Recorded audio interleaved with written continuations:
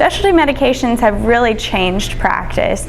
They've changed many lives. In my area of hepatitis C, greatly improved the lives of patients by decreasing the risk of cancer, decreasing their risk of liver disease. So they are really great medications, obviously, that we really believe in, but the cost of these medications is a huge barrier to treatment and is really impossible for a lot of patients unless they have the help of a pharmacist, a financial aid counselor, a pharmacy technician working to get them those medications. So at Vanderbilt, our model is that pharmacists and pharmacy technicians work to get the PA approved.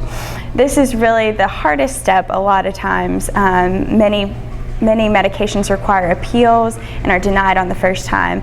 In my area of hepatitis C, our local Medicaid has a 70% denial rate of these medications from our data that we've looked at. So these are patients who really need treatment but don't quite meet the criteria per our Medicaid standards. So what do we do with these medications? How can we help them? How can we help patients get the medications? So our job is to help the doctors with the appeal process. So we write all of the appeal letters for the provider and then we send those off.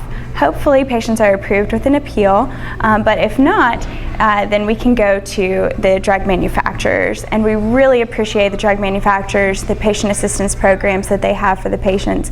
If we have 2 denial letters, then a lot of times we can get medication through the drug manufacturers. So it can be a long process, which is very taxing on the patient and on the providers, but we help out with the PAs, we help out with the appeals, and then we help out with PAP, patient assistance programs.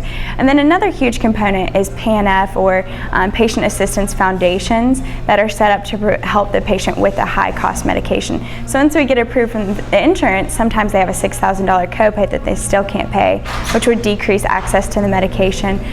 But having these grants set up to help patients get their medications with the high copays are so important.